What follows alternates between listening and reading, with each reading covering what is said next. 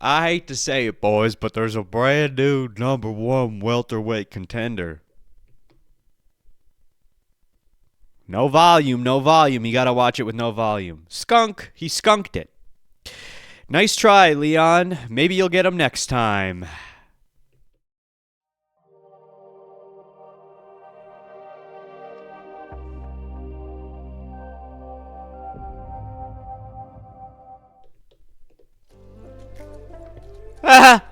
It's the Dynamite Gizmo podcast, everybody. Yeah, dude, it's Dynamite.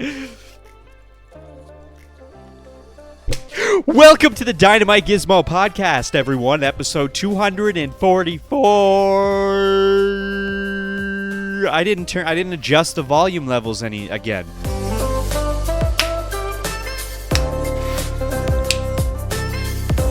I know that's too loud. We don't like it that loud.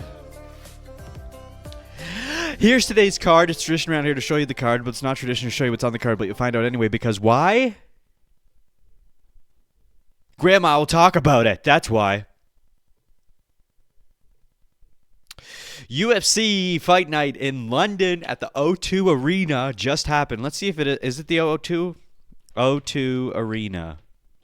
That's what it is, the O2. You know why they call it the O2? Couldn't tell you, but we're going to ask ChatGPT right fucking now because I don't give two shits, dude. We're going to ask him. Her. It. What's her name? Maple. Maple's her name. Maple, how are you? Hey there. I'm doing great. Thanks for asking. How about you? I'm great. I'm fucking fantastic. Why did they call it the O2 Arena in Manchester or London, wherever the fuck it is? That's awesome to hear you're feeling fantastic. The O2 Arena is actually located in London, not Manchester. It was named after the O2 mobile network, which sponsored the venue. It's a popular spot for concerts and events. Anything else you're curious about? Nah, I'm good. See you later. Whoops. That's my notes. Don't look at my notes, dude. You're not allowed to look at my notes. I can't believe you looked at my notes like that. That's ridiculous. Gregory, fire this guy. What does he think he is? Filming me like that? Looking at my notes? That's ridiculous. That's ridiculous, dude. If anybody watched the Fight Night, UFC Fight Night in London, Ontario... not Ontario. England. All right? Sean Brady versus Leon Edwards. Sean Brady really showed his stuff, or did he? No, he did. He broke a new record. A new record for the longest time held in top position in a round. Okay? In a round. You can take a look at the screen now. Okay? In round number 2, Sean Brady, right here, this motherfucker, 4 minutes and 57 seconds he held that round. It was previously held by Kamzat, 4 minutes and 55 seconds back in 2020, and before that it was Chael Sonnen, 4 minutes and 53 seconds. How Krispy Kreme is that, dude? Not only did Sean Brady tallywhacker Leon Edwards, but he held him in position for damn near the entire round, dude. And it wasn't even just round 2. All the rounds he had full control. This really shines a light on Leon Edwards. And a lot of people would say Leon got lucky when it came to Kamaru, although he did defeat him twice, if I'm not mistaken. I should just keep ChatGPT open, because we need answers. Did Leon Edwards defeat Kamaru Usman twice or only once? Leon Edwards defeated Kamaru Usman once in their third bout. I was wrong. I made a fool of myself, Maple. No worries. It happens to all of us. Leon Edwards defeated Kamaru Usman twice. Their first fight was in July. I thought you said it was once. I apologize for the confusion. Leon Edwards defeated Kamaru Usman once in their third fight. Wait, so it was once? You're making a fool of me, Maple. Is it once or twice that Leon defeated Kamaru? but I'm sorry for the confusion. Leon Edwards defeated Kamaru Usman once, in their third fight at UFC 286. Their first fight was in 2015, and Usman won that one. What about the second fight? The second fight between Leon Edwards and Kamaru Usman took place at UFC 278 in August 2022. Leon Edwards won that fight with a knockout in the 5th round. So to clarify, Leon Edwards defeated Kamaru Usman twice, once at UFC 278 and again at UFC 286. So they fought 3 times. Yes, that's correct. Leon Edwards and Kamaru Usman have fought 3 times. Usman won the first fight in 2015. Leon Edwards won the second fight at UFC 278 in 2022. And then Edwards won the third fight at UFC That's what I thought. 280. That's what I thought. Okay. Stop looking at my notes. You keep looking at my notes, guy. All right? You switch the screen and you're looking at my notes. That's unprofessional. That's very unprofessional. I need my notes for myself, not for you. I don't even know what the fuck I was talking about. Every time I get fucking Maple involved, it messes up this whole thing. The whole thing gets messed up. All right, what's next for Leon? Who knows? And who cares, really? It took a few days for Sean Brady to take that number 1 spot, but he's got it now.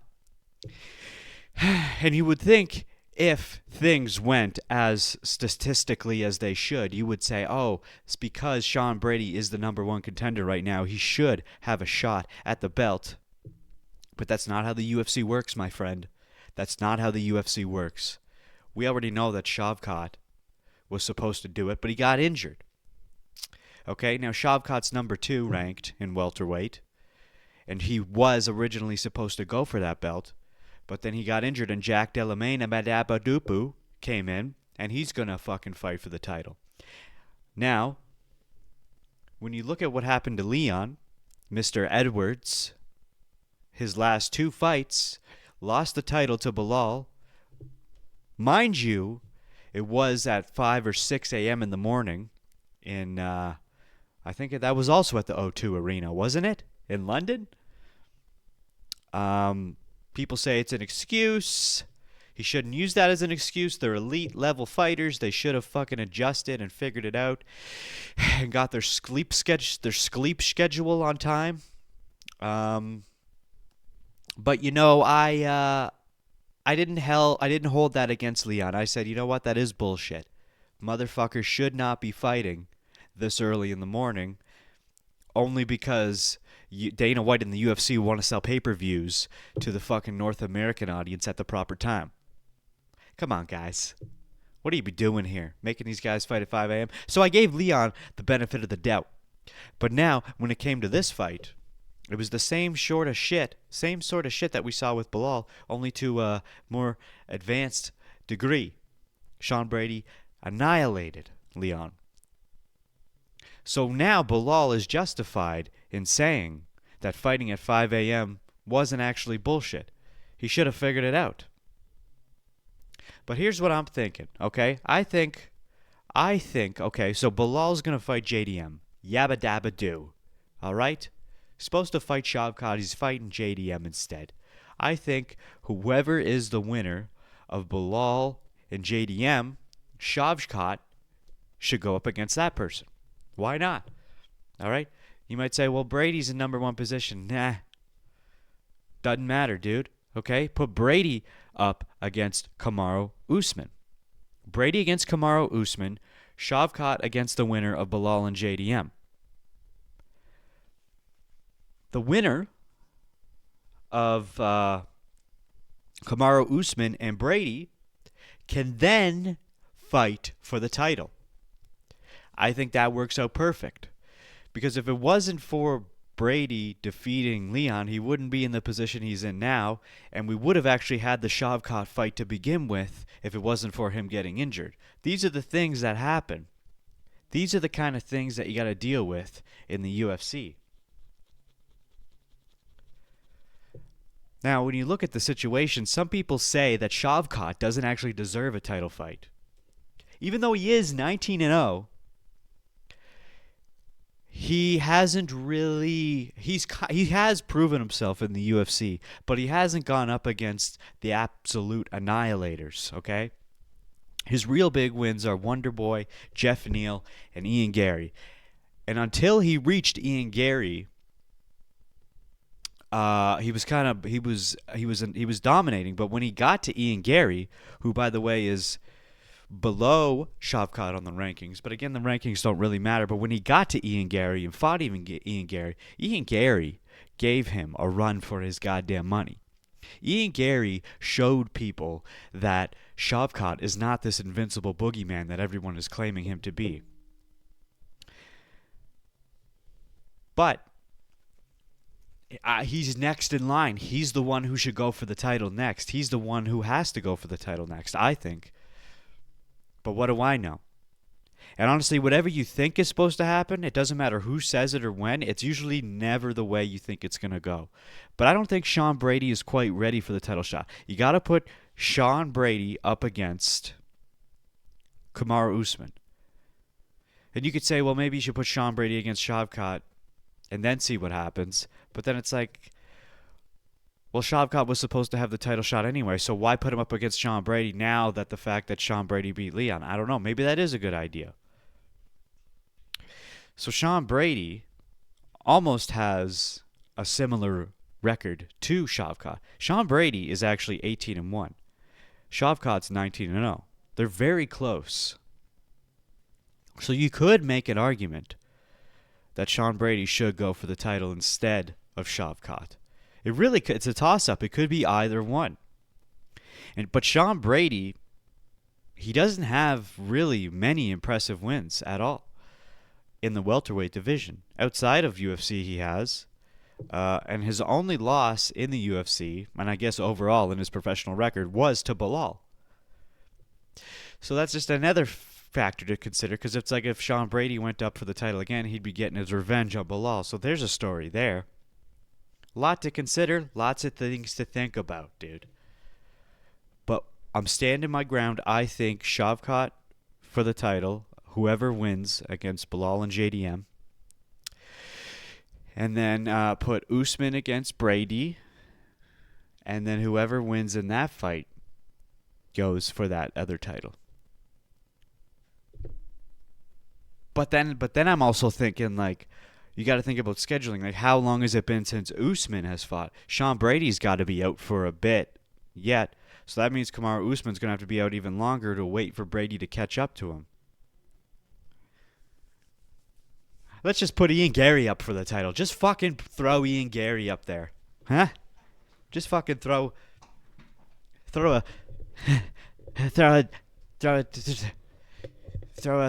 cloth to the wind, as they say in Russia. I don't want to sit too high because I'll cut the roof of my head off. Is that the term? The roof of your head?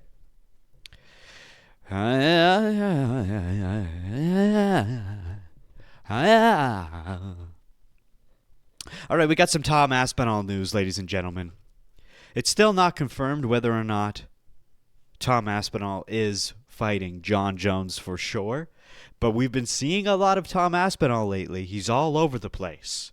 He is everywhere. We're even seeing him on the fucking Impulsive podcast, which gets my tonsils tickled. That tells me that because when you watch him on the Impulsive podcast, that was pre-recorded long ago, which means they had it in the bank waiting to upload it, which they do regardless. But this was filmed a while ago.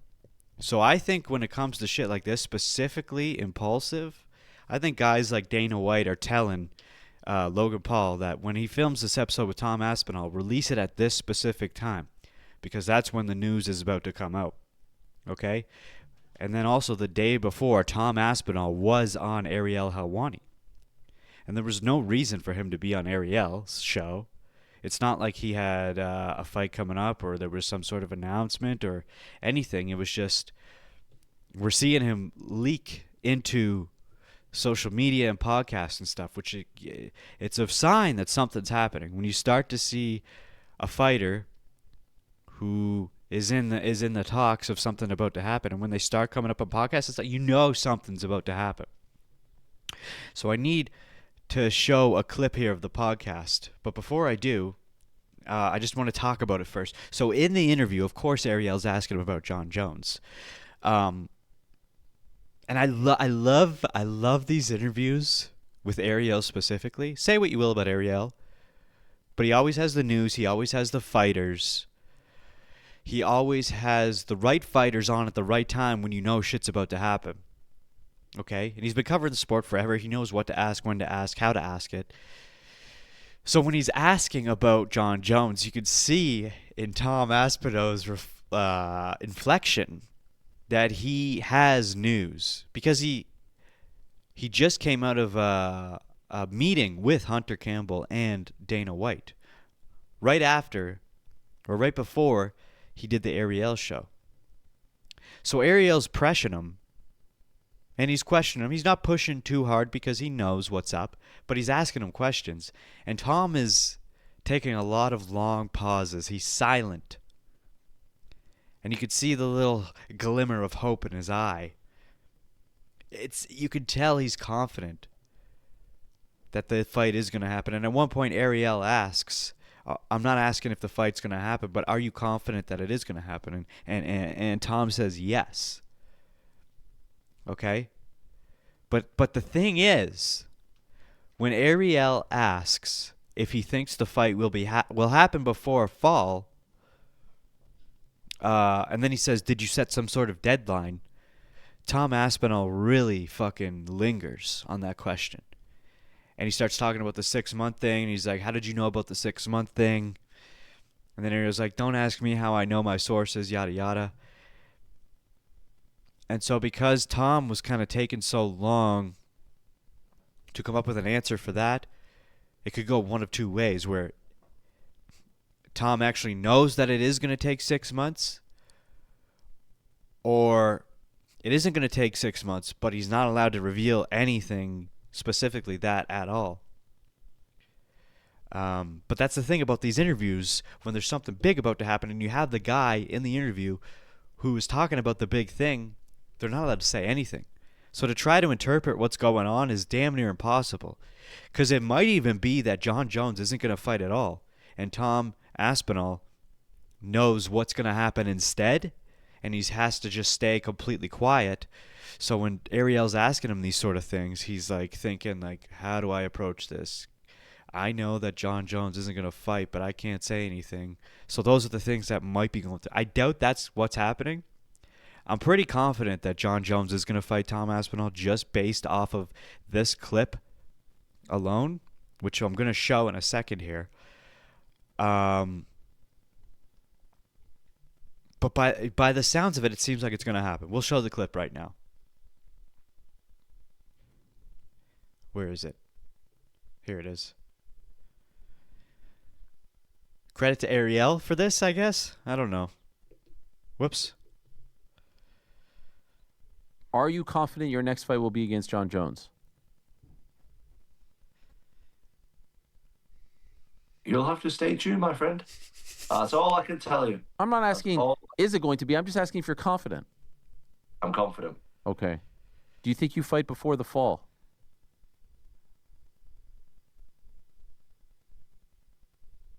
Are you saying about that 6-month thing? Yeah. How on earth do you know about the 6-month thing? Tom, listen, I don't pry about your personal conversations. I don't appreciate you asking me for my sources, okay? I mean, there's a certain respect here, What do you want me to come out here and reveal everything? Fair play. That said, can I just add something before you answer it? Okay, go ahead. Sorry? Go on. No, I was going to say, I could see a scenario where they're like, all right, you want 6 months, how about 5 months, and we'll meet you at your price, or we'll get close. You know what I mean? I'm not saying it's that's just what I was told in terms of what he wanted to prepare. I'm not saying it's... When does the fall start? I believe September 21st is the... September 21st? Okay, that was good.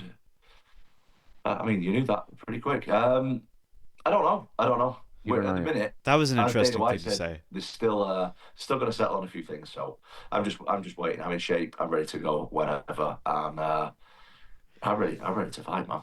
You don't have to tell me the answer. I'm just curious. Did you set some sort of deadline? Pause. I don't know if you would class it as a deadline, but there was talk about what's going to happen moving forward. Yeah. Okay. Wow, this is so. I feel like we're getting you were anticipating a big week. You were looking forward to a big meeting, and there is clarity, but it's not obviously done deal set in stone as Dana White said. Yeah, I mean, there's a lot of stuff that I can't really talk about, to be honest with you. No, of course. And I mean, I was prying at you, but you also like to pry, Ariel. No, of I course. understand that. That's your job. That's your job. I don't. I'm not pissed off about it. You know, I love you very much, Ariel. It's Love not. you too, yeah. I'm not pissed off about it at all. But I just want to be careful what I say. Do you know what I mean? I No, want to be of really, course. really This is too careful big. because, This is too big. Hunter, I have a lot of respect for Hunter. And Okay, that's kind of it. I recommend watching the full episode, or at least this full segment of Tom Aspinall on there. But I think for the most part, it seems like positive news. But a lot of long pauses, a lot of hums and haws. He obviously can't say shit. But I think part of me is thinking like him saying he's confident, him saying there's not a date per se. There's a lot of things that we need to figure out still. It makes me think he's just throwing Ariel off the scent completely. And they've trained Tom Aspinall to talk this way, specifically when it comes to Ariel, because they know he's going to talk to Ariel. And Dana White has been dealing with Ariel since fucking damn near the beginning of UFC, so he knows what kind of questions are going to be thrown his way. So they've trained Tom Aspinall to answer these specific ways so that he doesn't reveal anything and we don't have another Brock Lesnar situation where fucking Ariel announces that Jon Jones is coming back to fight Aspinall before it's even announced by the UFC. So I think, I mean, obviously, Tom Aspinall is going to fight for the undisputed heavyweight title. I'm 90% confident that it's going to be Jon Jones, but I'm like 10% confident there's going to be something completely left field that we're not even going to see coming. And we already know that Tom Aspinall is okay without fighting Jon Jones. It doesn't even have to be Jon Jones. He just wants to fight for the actual undisputed title. He doesn't give a fuck if it's Jon Jones, which is very concerning to me. That's the concerning part about it. Because if Tom Aspinall isn't concerning about Jon Jones, he just wants that title, which completely makes sense. I would feel that way as well. It makes me think like, oh, what if Jon Jones is just done? If Jon Jones doesn't get what he wants, he'll just be done. And what if the 6-month thing is true? Because even when Ariel, or even when Ariel asked that question about the deadline, Tom said, "Are you talking about that 6-month thing? How did you know about the 6-month thing?" The fact that he said, "How did you know about that 6-month thing?" was a little concerning, because that means that Tom is like, "Oh, that is a crucial piece of information that determines what's going to happen with this fight." And how did Ariel know this? He shouldn't have known this. He wasn't supposed to know about this. So what does that mean? Who knows? So the thought of Tom Aspinall not fighting Jon Jones for the title is super disappointing. Of course I want Tom Aspinall to be the undisputed heavyweight title of the world, champion of the world. But I don't want him to just go up against like Cyril Gane or whatever to unify the belt. You know what I mean? The only other option that would be just as exciting as Jon Jones would be if they brought back fucking Francis Ngannou. Now that shit would be fucking wild. Or, now this is a completely weird one, if they... this isn't even an option. This is just a thought I had. Like, if they brought Alex Pereira up to heavyweight to unify the heavyweight, which I could see them doing, even though he did lose. Or maybe they're waiting to see if Alex will win against Ankalaev, and then they'll put him against Jon Jones. But it's like, that is so much time. We'll have to wait for that, because we still have to wait a few more months until the rematch between Ankalaev and Alex, and then we'd have to wait a few more months for Tom Aspinall and Alex. But then that's like, okay, well, maybe that's where that 6-month thing is coming from. Because we're going to have Alex and Ankalaev in at least 3 months, and then another 3 months he could go for Alex Pereira. That's crazy, and I don't think that could happen. Well, it could happen, but I don't know if that's in the works. And for sure, Ngannou's not coming back. So, but if he did, imagine if Ngannou came back. I think that would be a bigger fight than Jon Jones even. Those are like the only two other options that would satisfy me and everyone else in the UFC if he couldn't fight Jon Jones. Because, yeah, we want Tom Aspinall to be the title, the undisputed heavyweight title holder, but we want to see him against Jon Jones. That's the fight. It's not just a matter of Tom Aspinall winning the undisputed heavyweight title. It's about Tom Aspinall winning against Jones. That's what needs to happen. It's not simply him just getting the title. And it's like, well, if Jon Jones retires, would that just mean Tom would automatically get the title without even having to fight for it? That would be super disappointing. That's not going to be that disappointing. There's no way it could be something like that. But we're still, I think we're very fucking close. Like I said, because we're seeing Tom all over the place, and specifically seeing Tom on Impulsive, which whether or not you like Impulsive or like Logan Paul, it doesn't fucking matter. It's the fact that he was on Impulsive is a factor in determining what the fuck's going to happen moving forward. When you see stuff like that, like Tom doesn't do podcasts, but the fact that he was on Impulsive right this week, it's like, okay, that means something's happening. Something's happening. And we might even hear an announcement post UFC 314 what's going to happen.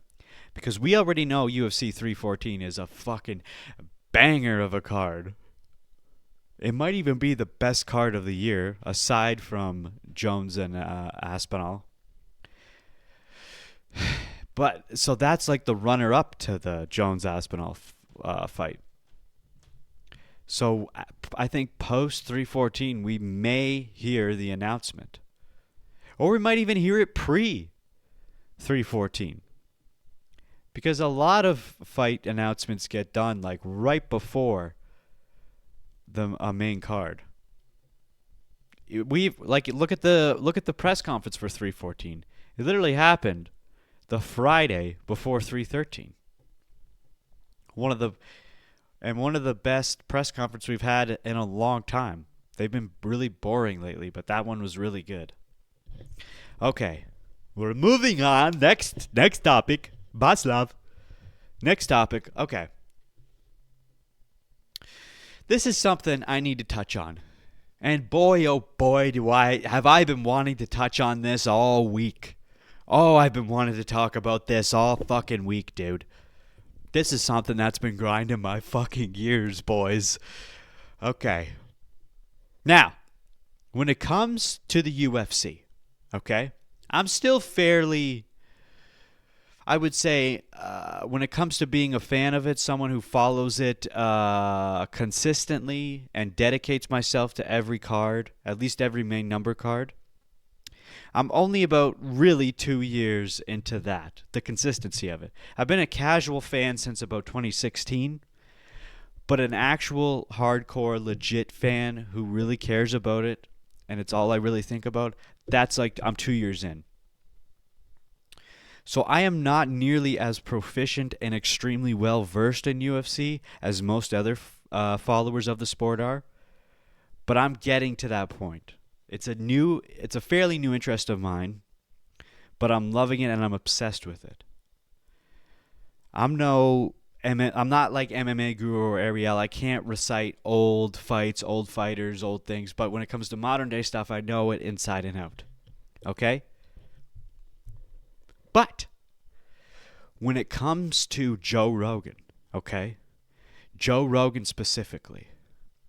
I mean, Joe Rogan's one of the reasons why I got into UFC, but when it comes to Joe Rogan specifically, I know this guy inside and out. I've been following him since about 2013, 2016-ish.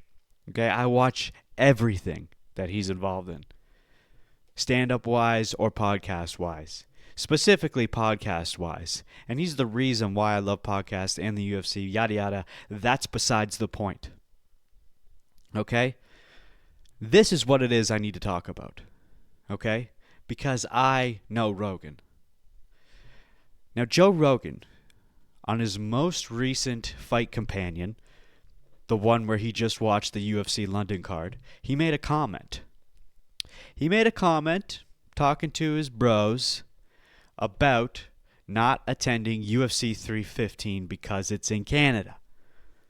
All right? Take a look at the screen. I won't be at UFC 315. I don't go to Canada anymore. I'd rather go to Russia. He said that, okay? He said that.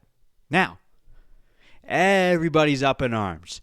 Everybody's getting all fucking hot and horny about it. Da, da, da. Everyone's bitching about the fact that Joe Rogan said that he's not coming to Canada. Specifically, Canadians are pissed about it, saying that Joe Rogan's misunderstood about Canada and he should leave politics out of it and yada yada. He should be attending UFC cards no matter what. Doesn't matter about politics or government or whatever. Listen, okay?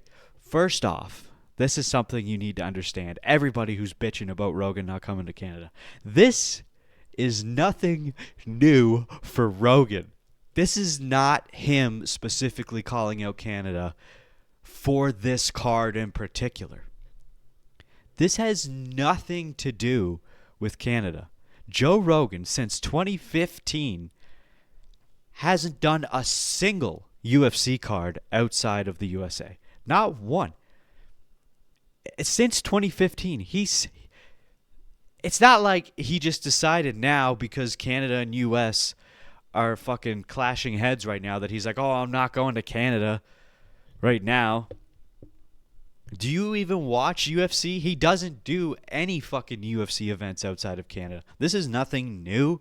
He's always said he's not traveling outside of the USA. And it has nothing to even do with politics. Okay? The guy's got enough money. He is way too fucking busy as is. And he also always specifies that even with his stand-up comedy, he doesn't travel outside the United States.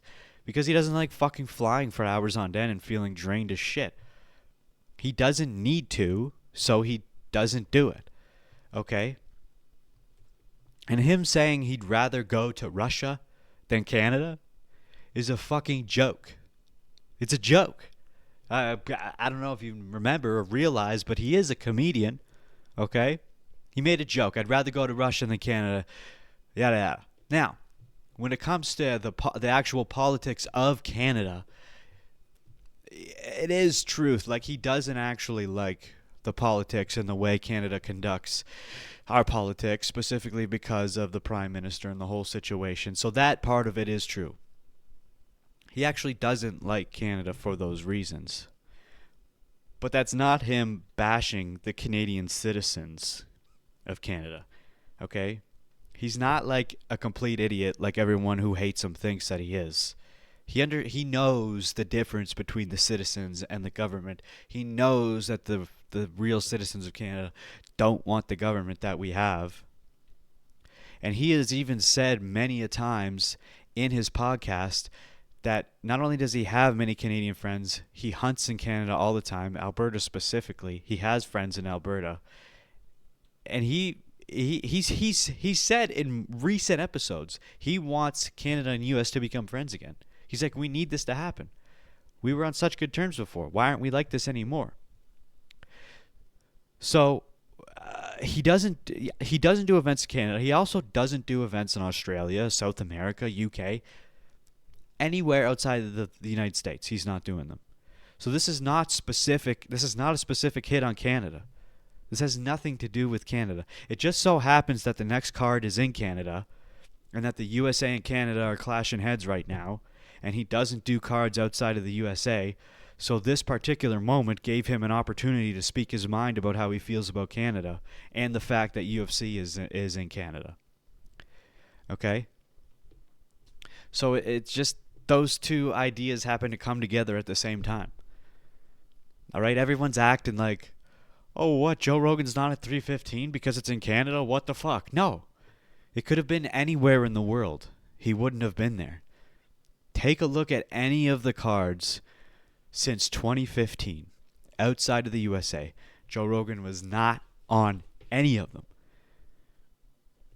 So stop. And this happens every single time there is an event, a main number event in Canada. Joe Rogan will say on his podcast, like, I'm not going. I never go outside of Canada. And then people get pissed, like, why now? What? Don't just glom onto these fucking clickbait articles and think it's one way when it's not. Okay? He's never gone outside of Canada. All right. Next up, this is crazy. Well, it's not that crazy, but it is something we should talk about. Have a look at the screen. Ilia Topuria. He finally changed his name. Well, not finally, but he said he was going to, and he changed it. Leyenda. La Leyenda. You know what that means? It means the legend. It means the legend in Spanish, because he's a Spanish boy. Okay? Listen, Ilia. Here's my worry about Ilia changing his name to the legend, okay? Let's take a look at Bobby Green. All right, now mind you, Bobby Green is not on the level of Ilia Topuria, not even fucking close. But Bobby Green, most recently, changed his name to King Green because he was so high and mighty up on his high horse, okay? And ever since he did change his name to King Green, he's lost every single fight that he's had since the name change. Okay? And, by the way, he had a fight very recently on 313. We saw it, got fucking roundhouse fucking kicked by Mauricio Rufy. Knocked the fuck out. And since that fight, he has actually changed his name back to Bobby Green. He changed it back. He's like, I'm not the king. I'm obviously not the king. And ever since I changed my name to King, I've lost all the fights. And we've never called him Bobby Green since then because we know he was a fraud. And it was a stupid decision. And I even said the whole time I'm not calling him King Green. And I never did. And now it's back to Bobby anyway. So Ilia might be in the same boat. Now, mind you, Ilia's done some fucking major things in the game, but I don't think Ilia has fully proven himself yet. He got the featherweight title, defended it once, and then fucking vacated it and moved up to lightweight, which is where he's at now and hasn't fought anybody yet. I don't think you should change your name to the legend yet. I think you have potential, and that could be the case where you should be Leyenda. But right now, you're not there. This may be another Bobby Green situation where a guy's all full of himself. He's high and mighty. He thinks he's the shit.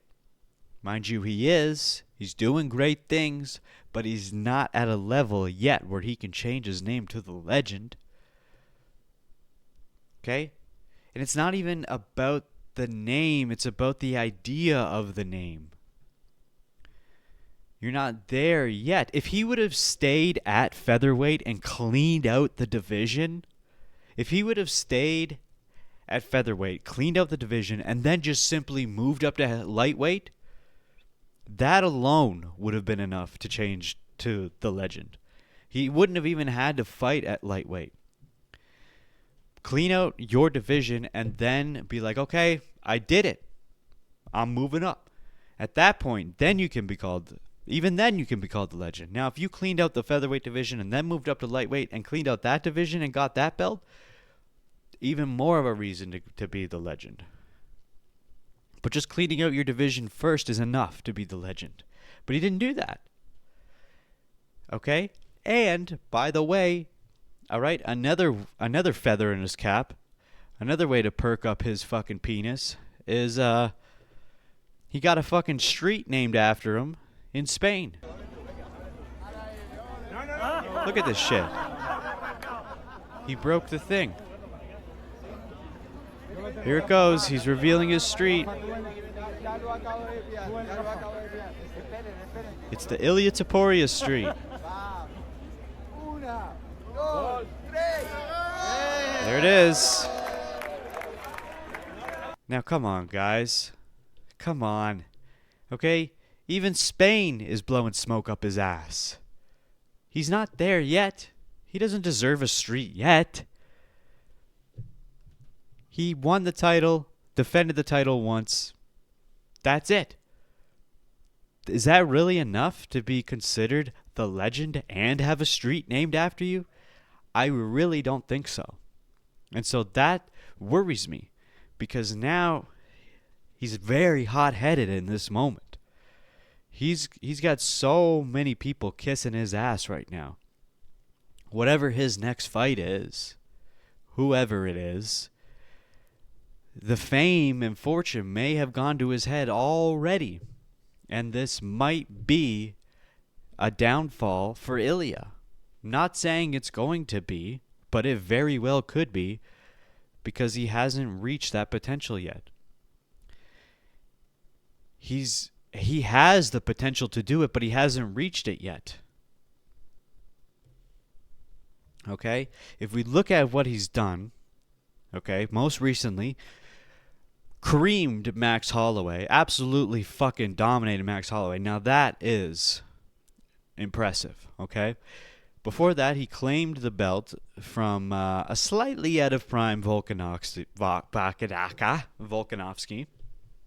And then before that, his really only other two big names that he had were Josh Emmett and Bryce Mitchell.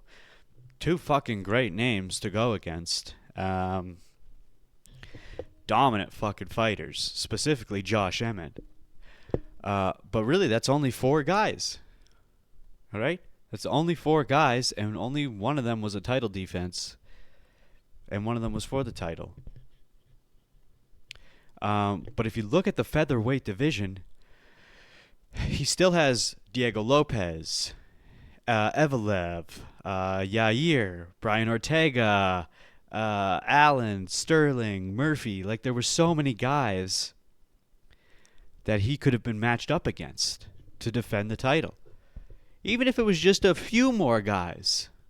Just a few more guys. And everyone says this guy's copying Conor McGregor to a T, and he kind of is. He pretty much is. Conor McGregor got the featherweight title and immediately moved up to lightweight as well. This is like Conor McGregor all over again, except not nearly as hyped, and he's not nearly as good on the mic.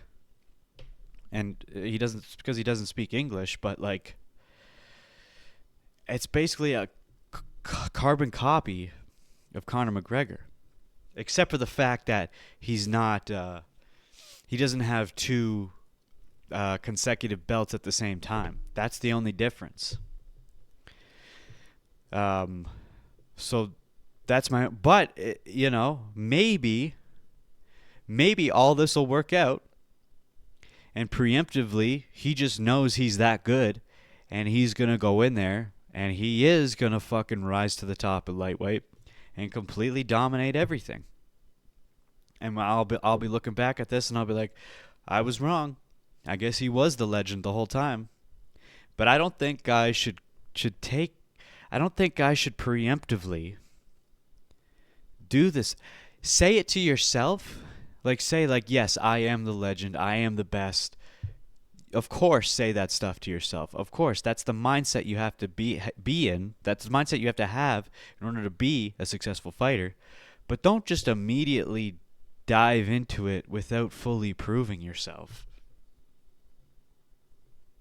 So we'll see.